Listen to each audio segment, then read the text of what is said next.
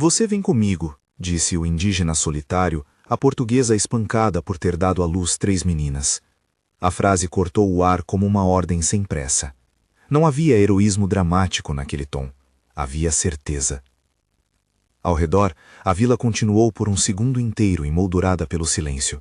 O tipo de silêncio que não é vazio, mas cheio de julgamentos acumulados, de conversas interrompidas no limiar da porta, de passos que evitam cruzar a rua.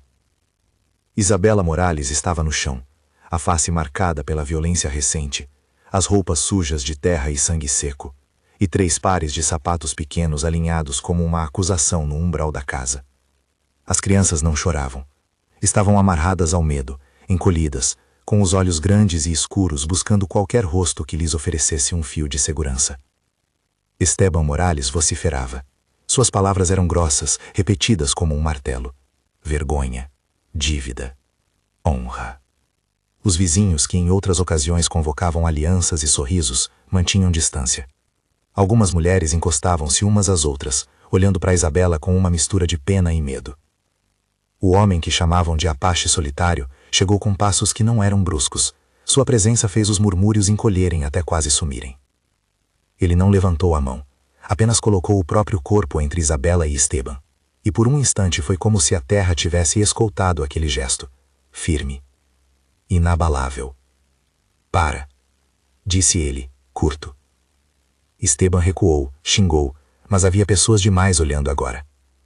O que mais o irritava não era a recusa física, e sim a quebra do consenso tácito que mantinha sua autoridade ali.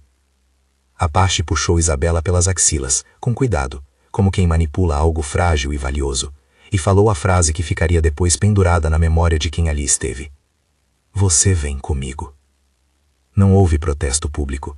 Isabela sentiu as pernas tremerem, e mais do que dor, uma nova sensação que chegava junto com o ar da noite. Uma pequena brecha na parede eterna do medo. Alguém a ajudara a atravessar a linha. Isso, por si só, já era uma promessa difícil de acreditar. O povoado ficava num vale estreito, cercado por matas cerradas e por rotações de pastos. As casas tinham paredes gastas, portas que rangiam. À medida que se afastavam, o ruído do encontro, vozes, portas fechando, virou um pano de fundo distante. Na estrada, o silêncio reuniu palavras que nenhum deles falou. Apache ajeitou o cobertor sobre as meninas. Isabela observou os rostos cisos, pequenos, ainda sujos, e sentiu que algo dentro dela mudava. A primeira tarefa, mais urgente que qualquer queixa ou processo, era cuidar delas. A fuga foi mais tática do que romântica. Eles sabiam que não iam até um lugar seguro. Foram até um sítio meia-vida, abandonado havia anos, uma casa com janelas quebradas e um quintal onde a sombra das árvores parecia proteger mais do que a própria porta. Apache conhecia o percurso como se conhecesse o interior do próprio luto. Não falou muito. Isabela, no começo, balbuciou agradecimentos que soavam a desculpas. As palavras ainda não haviam encontrado o corpo certo. Como pode me ajudar? Perguntou ela, baixinho, receosa de transformar aquele gesto em dívida perpétua. Com o que eu puder, ele respondeu. Não prometeu nada além disso. Não prometeu justiça, nem milagres, nem cura repentina. Só ofereceu companhia e um teto improvisado. Era pouca coisa. Ainda assim, para quem vinha de onde vinha, era o suficiente para enfrentar a primeira noite. No alpendre, as crianças dormiam encolhidas, e Isabela passou a vigília contando os próprios pensamentos. Recordava a cena dentro de casa. As mãos que batem, a boca que acusa, o rosto do marido que antes era outro, transformado agora em algo que ela mal reconhecia. Ser mãe de 3 meninas naquela vila carregava estigmas antigos. Cada nascimento repetia uma sentença social. Estevão representava essa sentença com unhas e dentes. Ela sabia que voltaria a ser chamada de vergonha enquanto sua voz não se levantasse para contrapor o coro. Mas falar do que se tinha vivido era também abrir-se ao risco de ser chamada de provocadora, de trazer sobre si mais violência. Entre o silêncio e o falar, tremia uma linha fina, que se chamava sobrevivência. Apache sentou-se numa cadeira de balanço quebrada e observou Isabela costurar, devagar, os retalhos que serviriam de fraldas improvisadas. Havia algo ritual nesse movimento. A costura alinhando as bordas, a costura reconstituindo. Ele deixou que a memória tomasse a frente. Lembrou sua mulher, um rosto que atravessava seus sonhos com a mesma nitidez de uma velha fotografia. Tinha falhado. A omissão da comunidade também fora a omissão dele, em uma época em que acreditar que as vozes das mulheres não seriam ouvidas parecia o caminho mais fácil. A culpa é uma companhia que não se cansa. Ela se instala, faz-se casa. O que o movia agora não era só compaixão. Era dívida. Era um cuidado que vinha com feridas abertas. Meu nome é Apache Solitário, disse ele, uma vez, como que revelando algo pequeno e necessário. Era um nome que o povoava, às vezes sussurrado com curiosidade, outras com desconfiança. Não era um nome de batismo, era um rótulo que ele carregava e aceitava, porque preservar certa anonimidade havia sido também um modo de sobreviver. Isabela repetiu o nome baixo, afinando o som. Chamou-o de Apache, e sem intenção ouviu nele uma presença que não exigia nada em troca. Não havia salvador romântico, nem promessa de retribuição. Havia sim um pacto de sobrevivência, o tipo que se constrói em etapas. Primeiro, garantir que ninguém mais bata nas meninas esta noite. Depois, impedir que as vozes da vila transformem as filhas em fardos insuportáveis. Ao amanhecer, a casa obrigou-se a parecer habitável. Apache foi buscar água no córrego. Isabela lavou os rostos dos filhos, pegou uma faca velha e cortou o nó de um sapato que ferira o pé de uma delas. Pequenos gestos devolviam humanidade. Ele a ensinou a trocar um preço com o único comerciante que passava pela estrada aos domingos, a não se encolher quando alguém tentasse subjugar sua fala, a respirar quando a vergonha tentasse calar. Ela aprendeu a olhar nos olhos de quem perguntava, a dizer não com mais firmeza e menos tremor. Hoje, a escola da vila não era alternativa. As crianças aprenderam a observar as figuras ao redor como mapas de perigo. Mas naquela semana, quando Isabela foi pela primeira vez à pequena feira semanal, com uma trouxa de conservas caseiras e fraldas remendadas para trocar por arroz, o gesto já se parecia com algo mais arriscado e mais decisivo do que qualquer briga. O comerciante, um homem de mãos calejadas que vendera especiarias por décadas, tentou subestimar o valor de suas mercadorias. Isabela não mostrou medo. "Quanto quer por isso?" perguntou ele, inclinando o corpo como quem testava a resistência. "O suficiente para 6 dias", respondeu ela. A frase era prática, continha a precisão de quem sabia quanto uma refeição alimenta e por quanto tempo. O comerciante hesitou, virou o rosto. Havia no olhar dele algo que parecia uma pergunta antiga. Por que agora uma mulher exigiria algo que antes estaria escondido sob lenços e desculpas? A resposta foi simples, porque a mulher já não aceitava desaparecer. Cada pequena vitória, trocar um pote por 2 sacos de arroz, chamar as meninas pelos nomes que escolhera e não pelos rótulos que o marido impusera, devolvia um pedaço de confiança. Apache observava tudo com inquietude. Sabia que o abrigo era provisório, que a paz era uma espécie de tabela em que as colunas podiam mudar num prazo indeterminado. Sua própria história carregava rochedos prontos a rolar. O povoado de onde viera não era indiferente a ele. Havia quem sussurrasse suspeitas, quem lembrasse eventos onde seu nome aparecera em passagens de memória municipal, notas que com o tempo desapareceram. Ele mencionava de vez em quando registros apagados, papéis que ninguém mais tinha e que, antes, serviriam para provar sua existência social.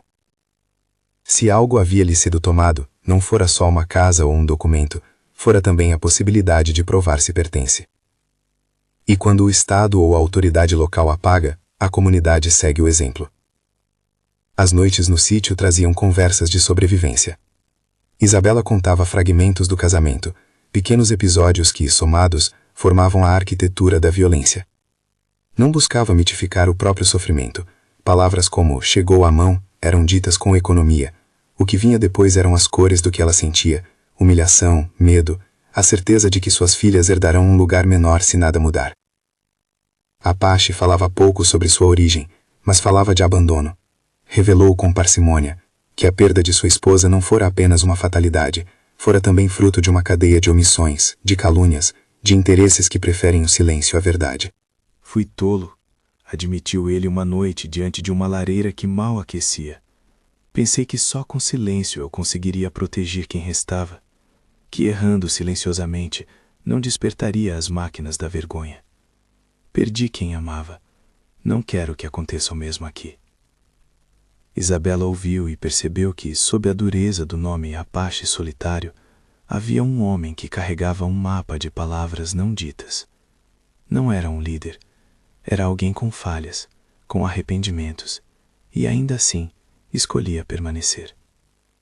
Os primeiros dias correram como um experimento. Estabelecer rotinas, testar pequenos mercados de confiança, receber visitas discretas de mulheres da região que, percebendo o que se passara, traziam alimentos e promessas de que não estariam sozinhos. A solidariedade materna irrompia em pequenas ondas. Uma panela de solta entregue, uma blusa emprestada, olhos que se encontravam e, por fim, uma mão que tocava a outra em cumplicidade. Não eram gestos de caridade, eram pramas de apoio, o tipo que, silenciosamente, começa a desfazer a sensação de obrigação em esconder-se. Havia, porém, marcas que não lavavam. Isabela evitava a água fria do rio quando pensava em esposar sua dor. Tinha medo de que a vila pudesse identificá-la por rotinas antigas, que alguém lembrasse-as tudo que fora dito e que, por razões que não cabiam apenas na lei, teria de ceder. A lei, de qualquer forma, parecia lenta, permeada por costuras e ajustes. Em muitas ocasiões, entendeu que o poder local tratava as mulheres como peças que precisam ser ajeitadas, curtas medidas que visavam preservar velhas ordens. A forma mais comum de dominação ali não era explosiva, era uma sucessão de pequenos atalhos que mantinham a verdade coberta. Uma semana após a fuga, enquanto ajustava as pequenas roupas das filhas, Isabela recebeu algo que a fez engolir em seco, uma folha de papel dobrada, deixada sobre a madeira do alpendre, com uma letra masculina, precisa e sem assinatura. Não era uma ameaça direta, tinha o tom de um ultimato administrativo disfarçado de aviso. Reivindicação de guarda, dizia em termos que ela mal compreendia. Esteban se declarava preocupado com o bem-estar das meninas e exigia que elas fossem devolvidas à casa da família. Havia ainda uma menção a hábitos inapropriados, palavras vagas o suficiente para servirem de álibi. Apache leu o bilhete e guardou-o no bolso, como quem segura uma pedra quente. Sabia que aquilo não era só de Esteban. A palavra reivindicação trazia consigo a sombra de um aparelho maior, o tipo de burocracia que não presta conta só ao pai, mas a redes que se articulam para proteger interesses. A nota sugere que o retorno da família Morales poderia ser reencenado como um gesto de conciliação pública, uma cena ensaiada que deixaria todo mundo satisfeito. Isabela olhou as filhas dormir e percebeu que qualquer passo de retorno seria um retorno ao princípio que gerara a dor. Não era apenas medo de novos golpes, era o medo de ver a identidade das meninas reduzida a um escárnio coletivo.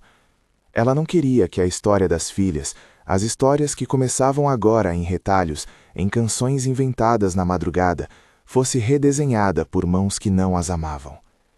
Na manhã seguinte, Apache a conduziu à margem do povoado. Havia uma mulher, de meia idade, que fazia remédios e penteava coroas de cabelo, uma dessas figuras que agem na borda das estruturas oficiais e que sabem mais do que vimos nas atas. Ela se aproximou sem alarde e trouxe notícias. Havia quem, lá atrás, começava a armar um ritual de retorno para as crianças. Disseram que artigos sociais poderiam ser invocados, que mediadores neutros seriam chamados, que a comunidade gostaria de harmonizar a família. Tudo isso, claro, com o objetivo explícito de preservar a ordem. A ordem deles, pensou Isabela com amargura, não preserva a ordem das nossas vidas. Apache pegou a mão dela. Não disse fique aqui. Não prometeu que enfrentariam tudo de imediato. A sua voz, quando veio, foi clara e firme. Não vamos aceitar que leve suas filhas sem nos ouvir. Ele falou sem alarde. Nem sem provas, nem sem o seu sim. A frase soou simples, mas carregava um peso que fazia uma linha tênue entre esperança e peleja. Não era apenas a recusa a devolver as meninas que importava. era a recusa a aceitar que a palavra de Esteban, sozinha, bastasse para moldar o destino das pequenas. Havia algo mais que precisavam: documentação, testemunhas, registros, provas. Não porque acreditassem cegamente no aparato legal, mas porque a verdade precisa, por vezes, de um corpo que a registre. Foi então que Isabela sentiu, pela primeira vez, desde a fuga, a centelha de que podia agir. Não por bravata, nem por desejo de vingança, mas por responsabilidade com as filhas. Se a comunidade e as suas instituições aceitassem um relato único e conveniente, aquelas meninas poderiam perder algo que não existia nos papéis, uma identidade que ainda estava por se firmar. Ela precisava, mais do que nunca, articular a própria versão, dadas as poucas ferramentas que tinham à mão. As semanas seguintes foram ocupadas com pequenas tarefas que pareciam insignificantes, mas que tinham o peso de quem planta uma cerca. Fazer um inventário de testemunhas dispostas a falar, recolher atestados de vizinhos que confirmassem as condições da casa antes da fuga, anotar os possíveis locais onde as meninas tinham parentes. Rafael, um antigo conhecido de Apache que até então permanecera na margem, apareceu como sombra. Ofereceu em voz baixa um envelope com nomes de pessoas dispostas a confirmar irregularidades de registros. Não eram documentos oficiais, eram relatos. Ainda assim, para Isabela, cada palavra alcançada era como uma faixa de luz num porão. Ela começou a participar de encontros com outras mulheres, partilhas pequenas, em que se falava de violência com cuidado, sem exposição.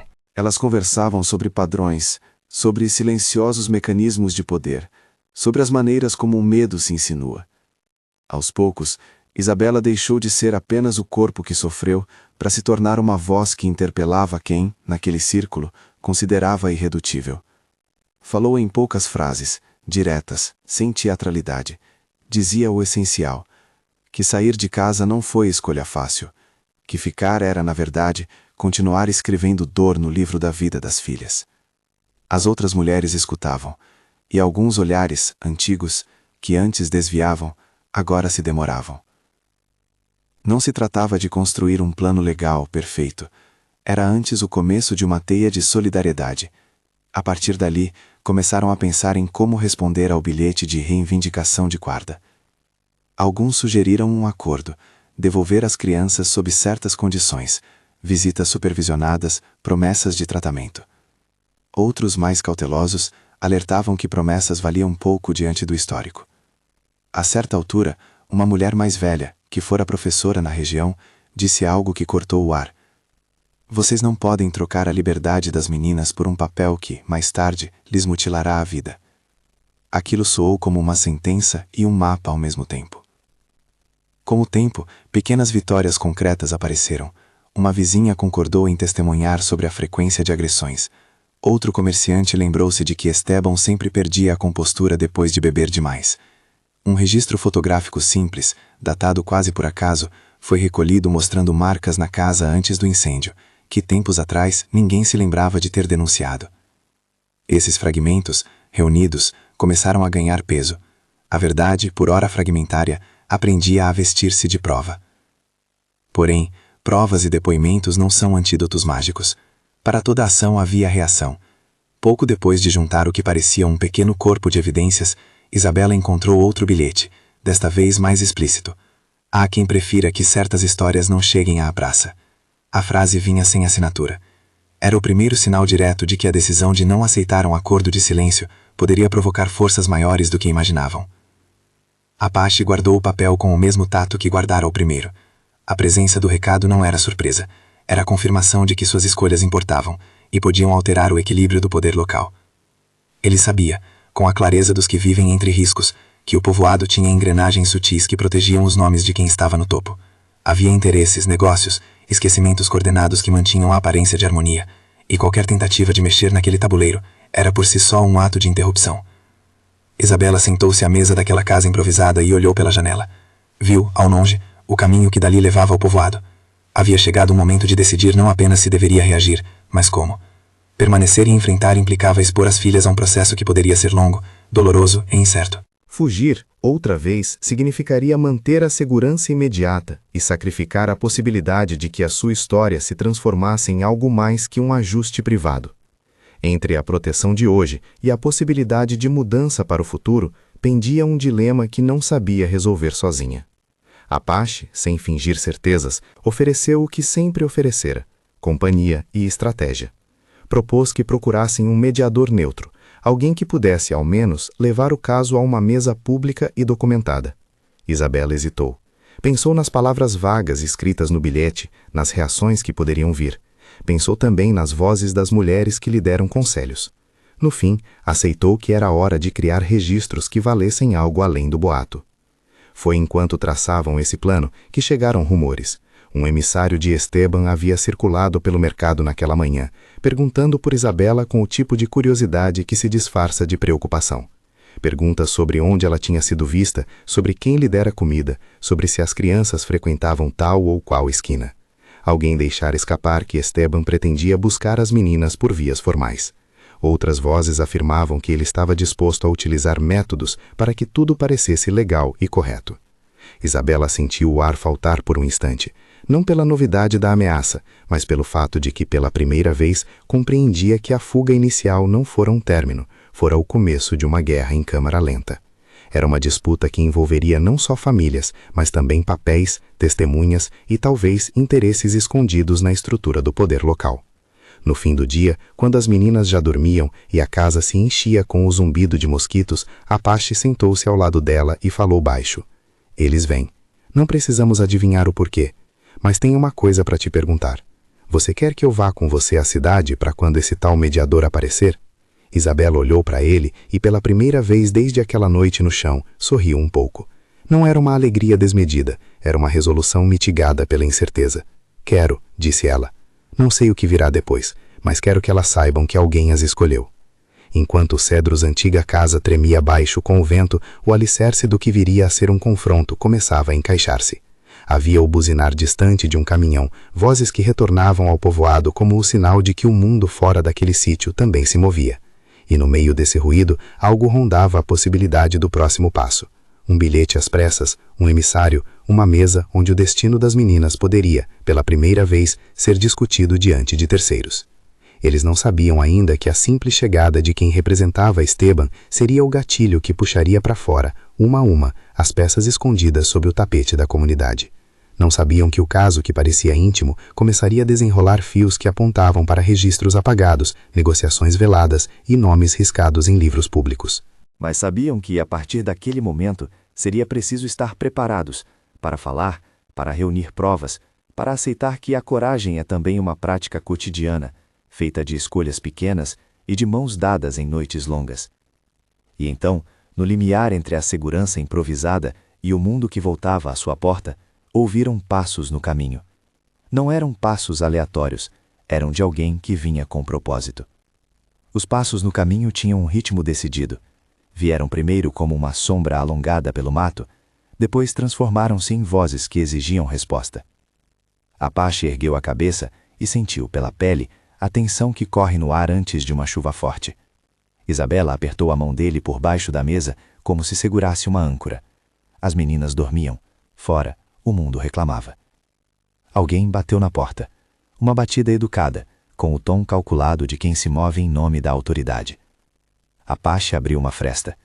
Um homem vestido com uma camisa de linho e um grave colarinho de responsabilidade sorriu como quem sabia brincar de corda com vidas alheias. "Sou o mediador", disse ele. "Vim a pedido da família Morales e da comunidade. Queremos tratar disso sem alarde." A voz tinha o amparo da formalidade. Nela havia ao mesmo tempo promessa de ordem e rebuço de intenção velada. Apache observou o rosto, mediu o corte do terno simplificado, contou as rugas de quem fala muito em praças e pouco em olhos. Isabela aproximou-se e falou sem teatrix, apenas com a matéria densa do que vinha suportando. "Queremos apenas que as meninas fiquem em segurança", disse, "e que haja registro do que ocorreu." O mediador assentiu com eficiência. Pegou um caderno, como quem colhe temperos para um prato já escrito. Perguntou se Isabela estava disposta a participar de uma sessão rápida, uma conciliação. Prometeu que tudo seria resolvido no fim da tarde, sem necessidade de expor as crianças. Quando o nome de Estevão foi pronunciado, por trás da camisa bem passada, surgiram outros passos. Estevão apareceu com a lentidão de quem sabe ter aliados e com a voz de sempre, que mesclava ternura pública e cruz de acusação privada. Minhas filhas, disse ele, olhando para o mediador como se pedisse autorização para respirar, precisam voltar para casa. É o melhor para elas. O mediador fez perguntas protocolares, trouxe termos que soavam neutros demais para caber naquele nó. Falou de bem-estar, de direito do pai, de processos de reinserção. Para muitos ali presentes, essas palavras soavam como mantos brancos que escondem ossos antigos. Havia em todos, mesmo entre as mulheres que tinham trazido o cozido, a ansiedade de quem entende que o que se resolve numa sala fechada pode reabrir feridas na praça. Nós queremos que as meninas fiquem, respondeu Isabela, firme, mas com a voz que tremia como corda fina. Não haverá acordo que as tire de nós sem garantias claras e documentos. Não confio em promessas feitas ao vento. Houve um silêncio. O mediador olhou para Apache. Avaliou-lhe a expressão. Parecia fazer um cálculo. A neutralidade naquela sala tinha o peso de quem poderia ceder a quem tem mais a perder, ou contrariar interesses. Então faremos uma avaliação, disse o mediador. Chamaremos testemunhas. Haverá um parecer. Até lá, as meninas permanecerão com você, Isabela, se você concordar com um monitoramento social. Isabela pensou nas noites frias, nas cartas sem assinatura deixadas sob a tábua do alpendre. Achou na proposta uma prova de reconhecimento. Se houvesse um processo, havia também possibilidade de registro público. Era o que buscavam. No entanto, sentiram ambas as margens do risco. Monitoramento podia ser também uma maneira de controlar, de vigiar. Concordamos, disse Isabela, mas com advogados e testemunhas que possamos escolher. A frase parecia pequena. Era, no entanto, um pequeno muro levantado contra a ideia de favorecer apenas a versão do homem que batia. O mediador sorriu por educação e falou nas próximas etapas. Antes de partir, deixou um aviso quase protocolar. Há quem prefira que certas feridas se curem em casa. Era um recado que soava como cuidado e ameaça ao mesmo tempo. Quando a porta se fechou, o suspiro coletivo do sítio escancarou suas emoções. Apareceram mais rostos, rostos que vieram de casas próximas, mulheres sobretudo, com potes de comida, remédios, histórias de outras dores que também precisaram ser ditas em voz baixa. A solidariedade começou a se organizar de novo. Quem poderia ir ao tribunal, quem ia até a delegacia, quem anotaria horários e nomes. Apache percebeu que a comunidade, posta em movimento, podia tornar-se uma frente. Na manhã seguinte, Rafael voltou. Veio do outro lado do rio, onde se vendem e compram informações. Entrou na casa com a cautela de quem traz documentos que podem queimar. Apache o observou como quem observa uma ferida que ainda pode ser estancada. Trouxe algo, disse Rafael, entregando um envelope grosso. Não é tudo, mas é o bastante para começar. Os papéis evoluíram como um mapa de apagamentos. Havia cópias de entradas de livro de registro municipal com rasuras suspeitas, recibos de terra cujo carimbo trocara de data, uma folha de cartório que insinuava que um nome, o nome de Apache em outra forma, teria sido suprimido por uma anotação ilegível anos atrás. Havia também bilhetes trocados entre o comerciante influente do povoado e um funcionário do cartório. Eram conexões ainda por confirmar, mas numa primeira olhada apontavam para uma articulação. Rafael falou devagar, o rosto composto. Alguns nomes aqui estão manchados, mas eu conheço quem imprima cópias. Se tivermos pressão, a verdade aparece. A sensação de que as coisas podiam sair do plano íntimo para o público tornou-se mais real. Já não se tratava apenas de impedir que as meninas fossem levadas, era questionar quem tinha direito a apagar memórias. Apache segurou os papéis com mãos que tremiam um pouco menos do que no começo. Sentiu que algo de muito antigo estava prestes a reabrir. No dia marcado, a delegacia recebeu as testemunhas. Foi uma sessão breve à primeira vista, mas densa. Quem anotava as falas de Isabela notou que as frases eram curtas e claras. Ela não descrevia detalhes que pudessem fragilizar as meninas, mas descrevia padrões, humilhações, recortes de autonomia, as ofensas cotidianas que corroem. Várias mulheres da região compareceram, Algumas entregaram depoimentos que falavam de pressões sociais semelhantes. Outras relataram intervenções que apagaram denúncias pelo temor de como ficaria na praça. Enquanto isso, Esteban montava sua defesa com a mesma combinação de paternalismo e influência. Levou testemunhas que atestassem sua preocupação e alguns documentos que, à primeira vista, pareciam normais. Um atestado de residência, um comprovante de pagamentos. A sala percebeu, contudo, a força de quem vive bem inserido na rede. O mediador, que até então exercia sua neutralidade, começou a oscilar entre modos conciliatórios e sorrisos para quem tem negócios a proteger. A decisão provisória foi simples. As meninas permaneceriam com Isabela até que houvesse uma conclusão mais robusta. Havia, entretanto, uma condição: visitas supervisionadas e um cronograma que favorecia, em aparência, a reconciliação. O que soou como vitória foi para muitos apenas uma trégua. Na noite em que acreditaram dormir mais tranquilos, as meninas desapareceram. Não foi um sequestro cinematográfico, foi um silêncio que pesou demais. As camas dobraram-se ao vazio. Primeiro pensaram que uma das crianças teria saído a brincar, depois que uma delas fora chamar alguém. Apache sentiu o medo repentino, explorador, que rouba o raciocínio. Procuraram no sítio, seguiram pegadas leves para fora do quintal, correram para o velho beiro do riacho. Nada. O tempo se arrastou como se tivesse percebido que podia esticar o terror. Os gritos não foram altos, eram chamados curtos, comandos de gente que não media a voz por uma questão de ordem, mas por necessidade. Mulheres chegaram correndo. O povoado inteiro se transformou numa linha de busca. Havia gente do outro lado do vale que veio guiada por ossos de memória. Crianças perdidas significam uma falha que exige presença. Quando, horas depois, um vizinho encontrou sinais de movimentação no caminho que levava à antiga estrada municipal, o pânico virou estratégias. Seguidores dividiram-se em grupos. Um foi em direção à cidade, outro à estrada de ferro. Um pequeno grupo ficou a vigiar a casa. Apache e Rafael foram juntos, percorrendo latas e trilhas secas, perguntando a quem cruzavam. Lembravam-se de rostos, da direção do vento. A cada sombra nova, o coração batia mais forte. O sumiço das meninas foi o que desencadeou uma onda que ninguém previra. Mulheres de vilarejos vizinhos se juntaram numa rede de busca. Não eram meras curiosas. Traziam a experiência de quem perde algo e batia em portas até cansar. Encontraram finalmente um rastro de sapatos que levou a uma casa na beira da estrada. Uma construção de tábuas novas, pouca poeira. Lá estavam as meninas, sentadas no chão, com olhares grandes e exaustos, mas inteiras. Ao redor, um casal que jurou que as trouxe para proteger. A versão deles oscilava entre boa intenção e a certeza de autoridade. O resgate foi discreto e tenso.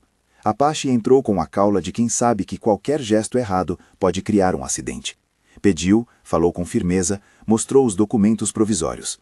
O casal, diante da firmeza coletiva, cedeu. Ninguém ali queria transformar a pequena vitória em violência. Quando as meninas foram trazidas de volta ao alpendre, o suspiro que percorreu o lugar tinha a densidade de quem foi salvo de algo que poderia ter se tornado irreparável. Mas o evento deixara marcas. O fato de alguém ter levado as crianças, mesmo que com justificativas, já era uma prova de que forças alheias estavam dispostas a agir num limiar moral. Para Isabela, era a confirmação de que ser mãe naquela comunidade significava estar à mercê de decisões de terceiros. Para Apache, era o sinal de que o confronto não seria apenas de papéis e falas, teria risco direto de atuação. Rafael, no entanto, trouxe uma reviravolta. Entre folhas e recibos, apareceu um documento enterrado, um registro de batismo de uma filha de Apache, com carimbos que, em outra folha, se mostravam diferentes. Ali havia uma palavra cortada. Havia também uma anotação de um funcionário antigo que descrevia uma transação de terras com o comerciante influente, o mesmo nome que aparecia em trocas de bilhetes. Era pouco, uma linha a mais no fio que já desenhava um tecido de interesse. Mas era suficiente para que a história ganhasse corpo. A partir daí, a batalha ganhou dimensões que ultrapassaram as travessas do povoado. O caso chamou a atenção de uma comissão regional criada para tratar de conflitos que envolvem direitos de crianças e alegações de apagamento documental. A comissão chegou com protocolo, trouxe 2 jornalistas locais e um advogado designado como observador. A chegada deles colocou a comunidade sob uma lente que não se pode desligar. Na audiência pública convocada pela comissão, o clima foi de febre fria. Havia pessoas com fitas de proteção no braço, mulheres que nunca falaram em voz alta antes escolheram horas para dizer o que guardaram por medo. Uma a uma, surgiram depoimentos que, à primeira vista, pareciam apenas ecos. Repetidos, contudo, começaram a compor um padrão. Denúncias antigas arquivadas de intervenção, alterações em livros de registro, uma cadeia de pequenas concessões que, somadas, funcionavam como apagamento.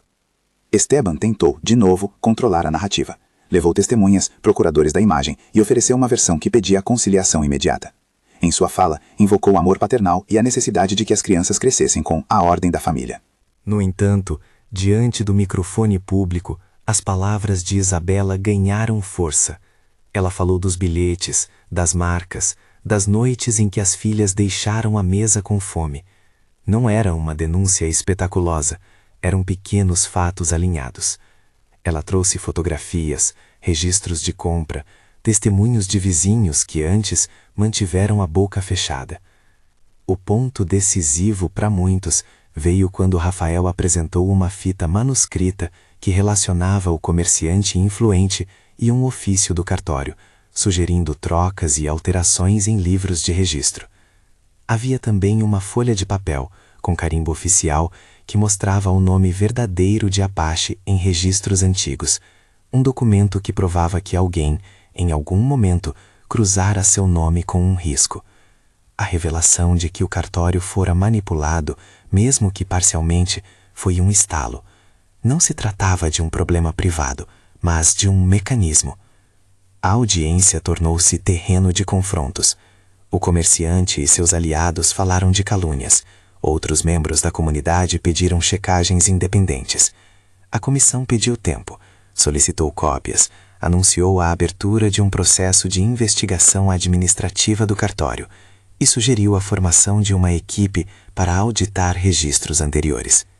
Enquanto a máquina que não promete justiça rápida começava a funcionar, algo mais profundo aconteceu. Apache decidiu revelar seu nome de batismo. Não foi um ato teatral. Sentou-se diante da comissão, olhou em volta e pronunciou uma frase pequena. Meu nome de registro é Marcos Yawar. A frase não mudava a pele de quem era naquele lugar. Contudo, para Apache, revelar o nome real significava restituir algo de si. Explicou com calma que viver como Apache solitário fora uma estratégia de proteção, de sobrevivência, que sua identidade formal fora apagada por manobras que o deixaram sem direito de comprovar parentesco, sem acesso a patrimônio e sem voz administrativa. A audiência ouviu em silêncio. Havia ali uma nova camada, não só a violência doméstica, mas a questão do apagamento social. Algumas vozes lamentaram a dor que trazia a exposição. Outras, que antes tinham olhado de lado, passaram a entender que havia conexões maiores entre o apagamento dos registros e a forma como problemas individuais se tornavam invisíveis. A revelação foi um gesto que uniu o pessoal ao político. Com a comissão investigando, o comerciante influente foi solicitado a apresentar documentos. Foi o início de um abalo que ninguém prometeu terminar em poucos dias. Havia, no entanto, sinais de que a estrutura que mantinha sua influência começara a tremer. Velhos acordos, trocas de favores e assinaturas que não conferiam com datas reais. Em alguns cartórios, quando se pediu cópias dos livros, foram encontradas folhas faltando, rasuras e notas que indicavam transcrições posteriores. Nada disso garantiu justiça imediata, mas abriu fraturas. No fim daquele dia, houve uma proposta feita à mesa, um acordo de confidencialidade em troca de uma quantia e promessas de reparação. Foi uma oferta que soava como promessa de resolução. Em sua delicadeza, também trazia a velha fórmula: silenciar para ajeitar aparências. Isabela e Apache ouviram. O comerciante falou em termos que pareciam magnânimos. O mediador repassou as palavras com a calma de quem já selara muitos negócios antes. Isabela pensou nas noites em que contou as lições das filhas, em como cada nome que inventara para elas fazia-se forte sob sua língua. Pensou que aceitar um acordo significaria, talvez, permitir que Esteban e os interesses por trás dele mantivessem intactas as engrenagens que produziam dor. Recuou, não por bravura de novela, por responsabilidade. Não podemos vender o silêncio, disse ela olhando nos olhos do homem que propunha. Minhas filhas são pessoas. O que me oferece agora é uma forma de comprar o sossego de quem faz mal. Não aceitamos. A recusa foi firme, não houve gritos nem aplausos, mas houve a construção de uma posição ética. Recusar o acordo foi recusar a complacência. A decisão tornou o conflito mais visível, também o tornou mais perigoso. Ofertas maiores surgiram, desta vez com o tom político de quem quer manter a imagem e compensar com dinheiro. Entre as alternativas se oferecia transferência de terras, acordos de não divulgação, promessas de pequenos cargos. Todos foram recusados. A audiência pública se transformou num momento em que a comunidade teve de escolher quais seriam suas regras. Alguns membros sentiram desconforto diante da exposição. Outros viram pela primeira vez como o silêncio beneficiava quem estava no topo. Mulheres que antes se retraíam passaram a ocupar o centro das falas. Falaram de outras meninas que foram reduzidas a reticências. Mães, professoras, senhoras que encontraram na idade a coragem de dizer o que se guardara. Suas palavras foram munição. A imprensa local cobriu o processo. A notícia começou a circular por aldeias e distritos vizinhos. Em alguns lugares, a escuta foi de solidariedade. Em outros, surgiram tentativas de desacreditar, com boatos e meias-verdades. Isabela sentiu isso como uma névoa. Enquanto a visibilidade trazia proteção, também permitia que inimigos trabalhassem retóricas para desqualificar. Havia, portanto, custos. Entre os procedimentos, a comissão pediu ao cartório que apresentasse as cópias originais dos livros. Foi um momento de tensão administrativa. Em alguns livros, haviam assinaturas de funcionários que já não estavam. Em outros, registros que, ao serem analisados, mostraram indícios de fraude. A investigação apontou inicialmente para omissões e possíveis conivências. Não era sentença, era abertura. E no seu ventre começou o que poderia se transformar em responsabilização administrativa. Rafael, por sua vez, cumpriu um papel decente. Não se deixou transformar em protagonista. Continuou como ponte entre o que se sabia e o que precisava ser mostrado.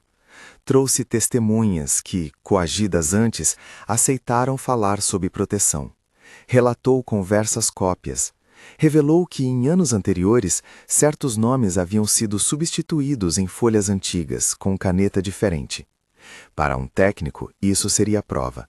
Para a comunidade, era a confirmação de que apagamentos existem e têm custo social. Quando a comissão anunciou que alguns documentos seriam anulados e que havia pauta para revisitar processos, houve aplauso contido. Ninguém, naquele momento, cantarolou vitória. O equilíbrio de poder tinha marcas de rachadura, mas as estruturas que serviam de base a quem era poderoso ainda estavam lá. A decisão da comissão foi parcial. Reconheceram a necessidade de averiguação e suspenderam alguns atos administrativos vinculados àquele cartório. Não era a solução plena. Era, contudo, o começo de um reconhecimento formal. No rastro dessa parcialidade surgiram reações. O comerciante tentou reverter a situação oferecendo programas assistenciais. Esteban tentou se colocar como pai arrependido, contrastando as narrativas. E outros que estavam próximos ao poder tentaram desacreditar testemunhas com rumores.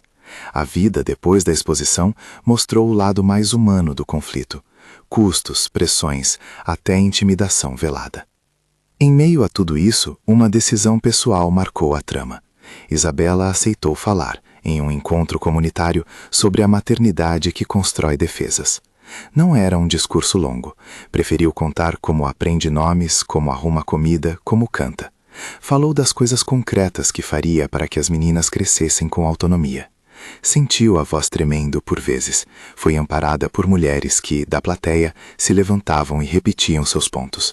A fala foi um ato de cidadania, transformar sofrimento em palavra pública. Não menos importante, mostrou que a resistência tem formas que não terminam em tribunais. Apache, por sua vez, ofereceu passos difíceis. Reuniu-se com velhos conhecidos. Foi à cidade e confrontou documentos velhos.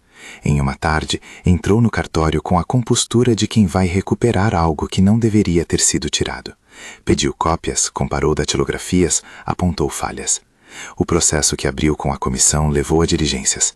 Não foi uma luta solitária. Houve quem o acompanhasse, inclusive técnicos de fora que vinham a pedido da comissão. A história ganhou escopo. Não era mais só sobre 3 meninas e sua mãe. Era sobre memórias apagadas, sobre como certos nomes são riscados para garantir que determinadas pessoas continuem invisíveis. A disputa ganhou o campo da documentação pública e, com isso, começou a forçar revisões. O conflito, no entanto, deixou marcas que não se lavavam com decretos. Isabela, por exemplo, percebeu que a exposição fazia com que vizinhos viessem com olhares e conselhos. alguns eram de genuína solidariedade. Outros, mais perigosos, vinham com a indelicadeza de quem acreditava que o erro de uma mulher é assunto de mesa redonda. A cada passo público, ela precisava proteger as crianças de olhares que as transformavam em notícia.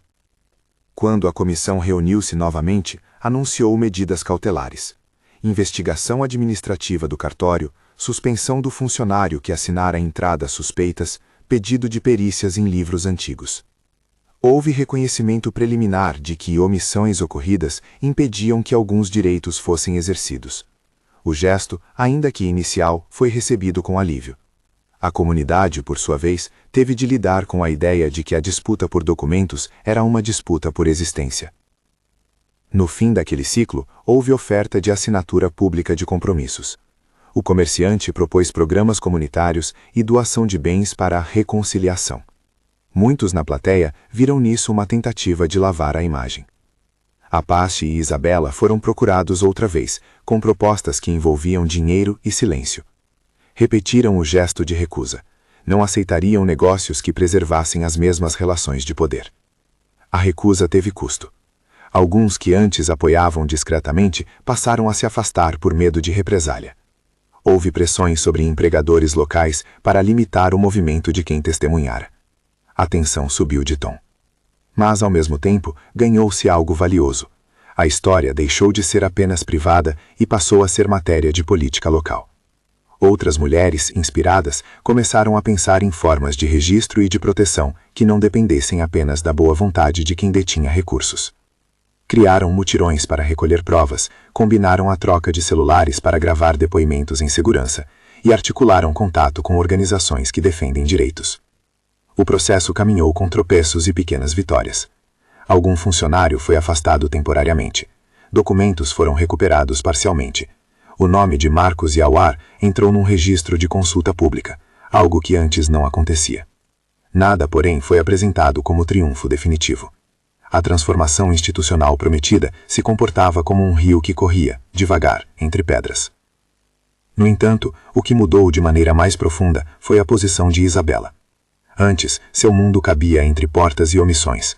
Depois, sua voz começou a ser reconhecida como parte de um tecido comunitário. Foi convidada a participar de um grupo que discutia a proteção às crianças na praça da cidade. Ali, entre outras vozes, falou de maneiras práticas: estabelecer rotas seguras para o retorno às escolas, criar um conselho de vizinhos com a função de monitoramento, mapear quem poderia oferecer abrigo emergencial. A presença dela nos debates não era uma imposição heróica. Era consequência de um processo onde o falar tinha sido costurado com pequenas ações: chamar testemunhas, buscar documentos, recusar acordos. Apache, por sua vez, enfrentou um teste íntimo.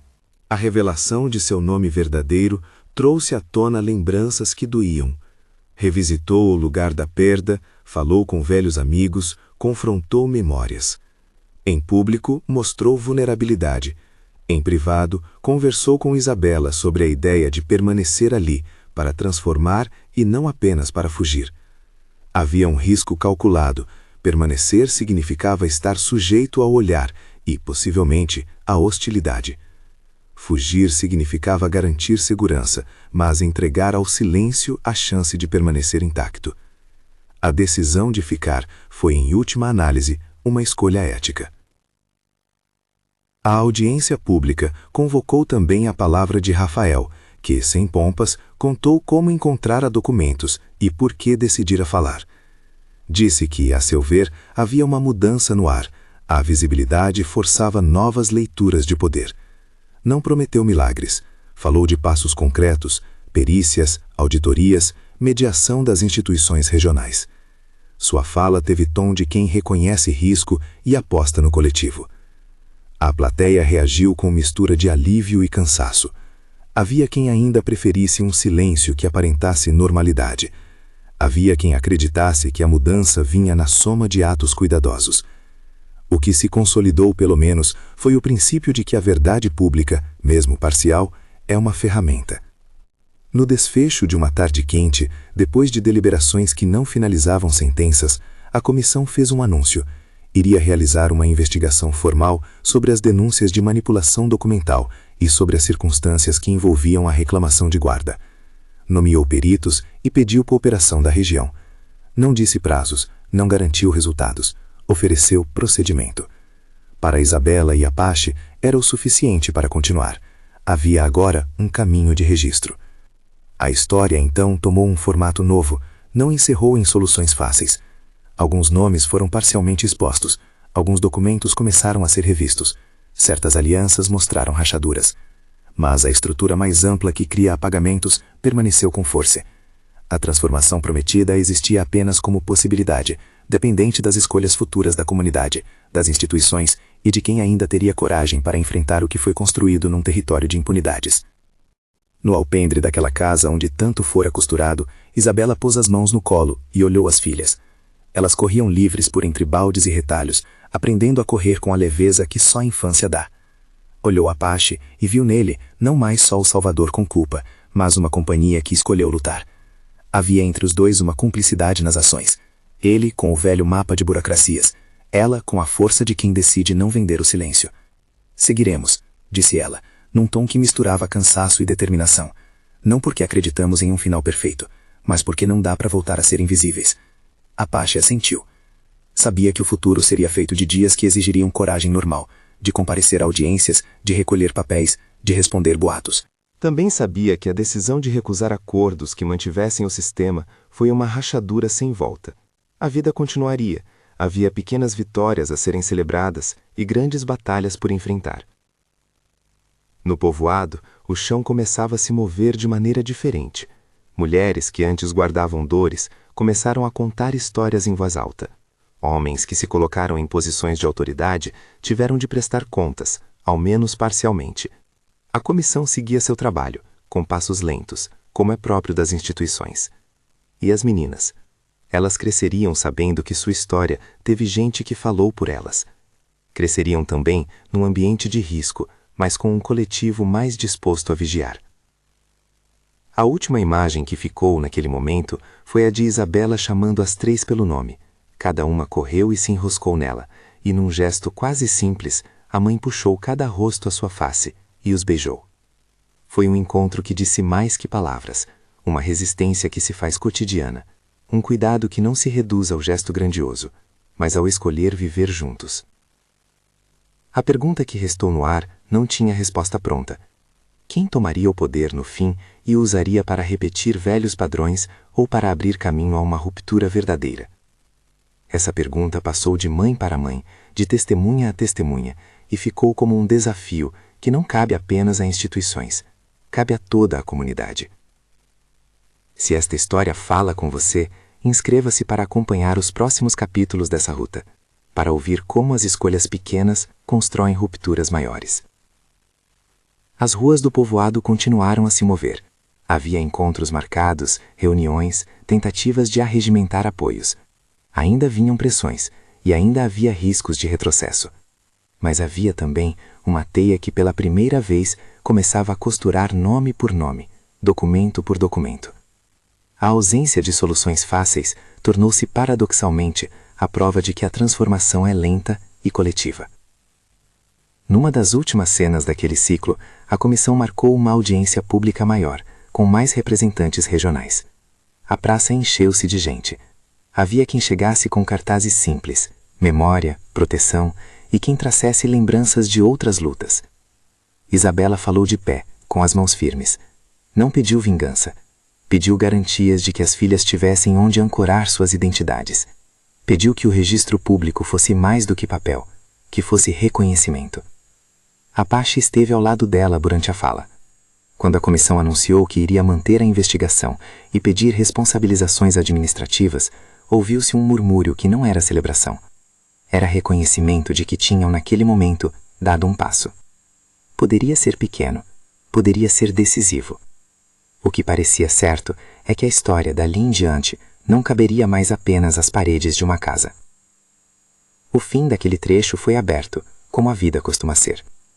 Alguns nomes foram citados em atas, alguns documentos foram solicitados, alguns aparelhos de poder recuaram um pouco. A transformação continuaria a depender de escolhas vindouras, da coragem de quem fala, da proteção que a comunidade oferece, da capacidade das instituições de efetivar seus compromissos. A ruptura definitiva não fora prometida, E isto, de certo modo, afirmou a honestidade do caminho. No entanto, havia uma semente plantada. A recusa a vender o silêncio foi o início de uma outra ordem de coisas. E ao recolherem-se naquela noite, Isabela e Apache viram as meninas adormecerem com a calma de quem voltou a sentir-se escoltado. Não era garantia de paz eterna. Era sinal de que alguém escolheu, naquele instante, enfrentar o que precisava ser enfrentado. Era o começo de uma resistência que pede continuidade. Compartilhe esta história com alguém que precisa ouvir sobre silêncio e coragem. Volte para ouvir como a comunidade escolhe continuar, entre documentos, encontros e a persistência de quem decide permanecer e transformar.